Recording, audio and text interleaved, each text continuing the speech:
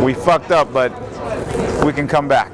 I wish you'd go on with that. Continue on that thread. I could do it, bro. Good. All right, Uriah. That was obviously an impressive finish, but it wasn't easy. I mean, he came at you hard in the first round. You know, what was it about that took you time? Like, why did it take such a long time to get that finish? What was it about his style? You know, the kid is a stud, first of all. He came at me with a lot of unorthodox strikes. For me personally, I decided to do the rope-a-dope, but I decided to do that around, I believe, midway throughout the second fight. I was like, he's hitting me with everything hard. He's hurting me, but I've noticed he's getting tired. So if I can dictate the fight by pressing a little bit, it would create an opening.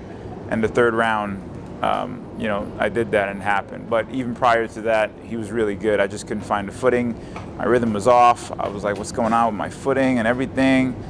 But, you know, the rope-a-dope worked a little bit and I just kind of went off of it. And you must have been feeling some sense of urgency going into that third round because, I mean, like you said, he's a stud. He was coming at you hard.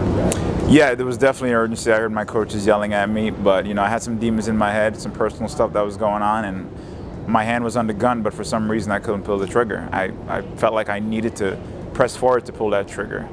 And once it happened so fast. I was like, oh, crap, it worked. And I just jumped on him, but they stopped it. Were you surprised how hard he came out right away? Because as a young kid, you know, prospect coming in, you know, there's sometimes jitters, and he was kind of right in your face right away. Oh, it was expected, man. Listen, you go up against a guy like me, they're calling me a veteran, all that stuff.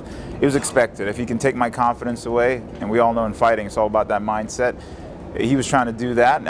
He did first couple minutes, and I was like, wow, this kid is actually really good. Couldn't really find anything, but I was still trying to look for something. But what I did see is he's getting a little nervous when it wasn't working. So I just waited for that right moment, and it happened. Is that patience a relatively new thing for you? Is that something that, because I mean, when you came into the game, of course, we all know about your skills and everything, but right. That veteran, that kind of gamesmanship, that veteranship, is that something that kind of has come recently? Not exactly. The game is changing, you know. You look at when Amanda fought Ronda. You know, Ronda was dominating everyone, but no one was on Ronda's level, and then people started to catch up. And then when Amanda decided to jump in on that, you saw the difference. And not to take anything away from Ronda, she's one of the best to ever do what she does. But people like me, you have up-and-comers that are constantly growing. The sports is changing. It's constantly evolving. So, you know, I have my patience because I'm a martial artist and I have a karate background. But sometimes it's good, sometimes it's not good to wait too long. But for me, it was always that articulate patience, timing to take away that, to create an opening to pretty much exploit it, basically. Did you see that he was doing that kind of left over, that counter and that right hand? You know what? He would swing that right hand, and I was like, I just got to time that right hand. I got to time that right hand. But as I was going back, he was throwing it.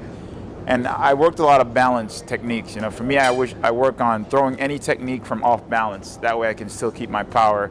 And I have my coach, John Walker, to thank for that. I moved back at a certain angle, and as I was coming back, my force was still generating properly. And I didn't think I would hurt him that much because he was out. So Actually, almost kind of scary. His eyes were. it was a little out of moment again. I was like, oh crap, what did I do?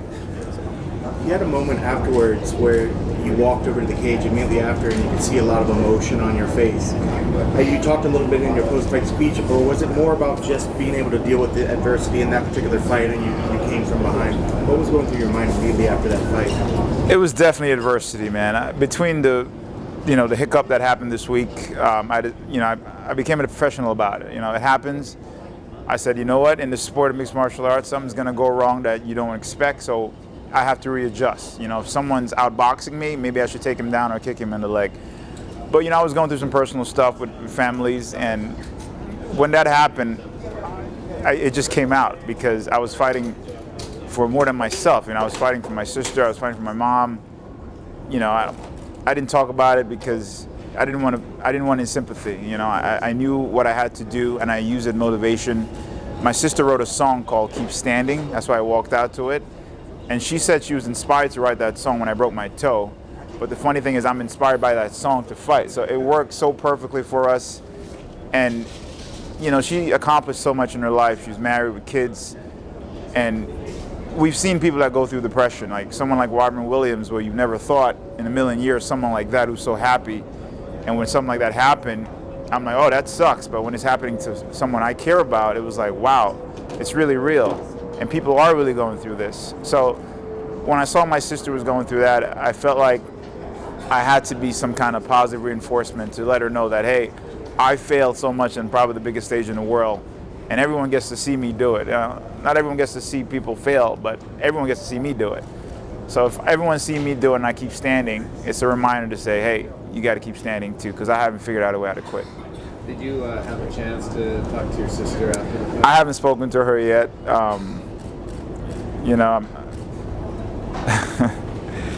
she's a stud, man. I love her so much. I haven't got a chance to speak to her yet, but I did tell her I'm going to walk out to her song, and she was extremely happy and excited about it. So any form of positive reinforcement I can be to her, I'm at her service. Is she back in New York? Yeah, she lives in New York City, yeah. Did something happen in your life that was the catalyst for this? Or? I mean, I don't want to go too much in detail, but I personally think for most people, and I don't know who in here can relate to it, there's going to come a point where you either want to stop, quit. I know I've been there thousands of times, whether you guys are reporting journalists and other people in your ear, or if you've fallen or fail, it's going to happen. And you either have that choice to say, okay, I can keep fighting, or I'm done with this and move on. And I felt for her, being that she was always so successful, maybe she probably couldn't handle that loss of certain things in her life that wasn't going so well, whether it's, you know, going through a divorce, losing her business. And it happens, man. It happens in life. You know, you're not always going to succeed at everything, but the idea is to say, okay, what can I take from it and move forward? So I think not having the right support system, that's when most people fail and fall. And when I heard about her situation, I know how delicate it was, so I don't want to not be there and hear some bad news, so I decided to be there as much as I can. Is that one of the reasons why you wanted to? I'm sorry? What's your next game plan? You get that UFC? Chill and eat. You know, my buddy Kelvin is up. I've been training with him at King's MMA. I decided to make a change. I'm heading back out there to spar, and probably not a good idea, but I'm heading back out there to train with him. Yeah, he's up. Right now I'm just chilling, man. I'm glad I ended the year with a better bang than the last fight. But in the sports of mixed martial arts, it's all about growing. You know, you get knocked down. For me as a professional, it's like, what did I do wrong?